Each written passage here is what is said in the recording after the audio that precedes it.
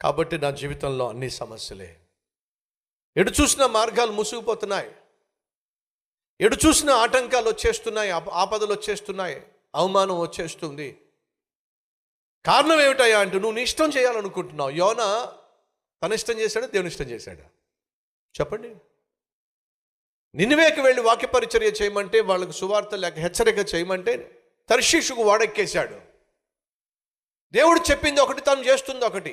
దేవునికి లోబడకుండా, ఆయన అధికారానికి లోబడకుండా యోనా తన అధికారానికి లోబడిపోయాడు, తన మనస్సుకు లోబడిపోయాడు, తన ఇష్టానికి లోబడిపోయాడు. సహోదరి సహోదరులు, మన జీవితంలో మన ఇష్టం చేయడం కంటే దేవుని ఇష్టం చేయడం మంచిది.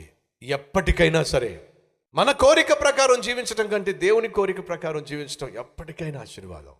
యోనా తన ఇష్టం చేయాలని చెప్పి వాడెక్కేశాడండి. ఏమైంది చెప్పండి?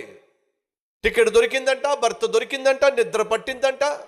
కానీ తనకు తెలియలా భయంకరమైన ప్రళయము తన కోసం కాచుకుని కూర్చుందని. ఏం జరిగింది? భయంకరమైనటువంటి తుఫాను, సముద్రం చెలరేగింది, ఓడను అటు ఇటు కొట్టిపడేసింది. ఆ ఓడలో ఉన్నవారు కలిగి ఉన్నట్టు సామాన్లన్నీ కూడా సముద్రం పాలు చేసేశారు. ఏం చేసినా సరే ఆ ఓడ మాత్రం స్థిమితపడలేదు.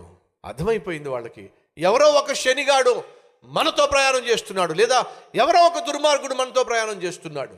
ఆ దుర్మార్గుడు వల్లే మనకి ఈ శాపం వచ్చి పడింది, లేకపోతే ఎప్పుడు ఇంత ప్రమాదం రాలేదు అని చెప్పి అందరి పేర్లు తీసి చీట్లు వేసేస్తే ఎవరి పేరు వచ్చిందట? యోనా పేరు వచ్చిందంటే. ఏమయ్యా, ఏమిటి నీ పేరు? యోనా. ఏమిటి నీ పూర్వత్రాలు? ఎవరో నువ్వు? నేను జీవము కలిగిన దేవుని ప్రవక్తను. ఎక్కడికి వెళ్తున్నావు? దేవుని చిత్తానికి, ఆయన ప్రణాళికకు వ్యతిరేకంగా నేను వెళ్తున్నా. కాబట్టే ఈ మహాప్రళయం వచ్చింది. భయపడిపోయారండి వాళ్ళు. ఏమిటి, నువ్వు జీవము కలిగిన దేవుని సేవకుడువా? ఆయన అధికారాన్ని తిరస్కరించి నువ్వు నీ ఇష్టం వచ్చినట్టుగా వెళ్తున్నావా? ఎందుకయ్యా ఇలా చేశావు నువ్వు? మా అందరి ప్రాణం మీదకు తీసుకొచ్చేసావు. ఏమర్థమవుతుంది మీకు? మీ జీవితంలో మీ ఇష్టానుసారంగా మీరు జీవించినట్లయితే నువ్వు నీ కుటుంబానికే ప్రమాదం తీసుకొస్తావు. నిన్ను నమ్ముకున్న వారికి నువ్వు ప్రమాదం తీసుకొస్తావు. నీ మీద ఆధారపడిన వారికి నువ్వు ప్రమాదం తీసుకొస్తావు, సమస్యలు తీసుకొస్తావు. ఈరోజు మనలో చాలామంది అలాగే తయారయ్యారు.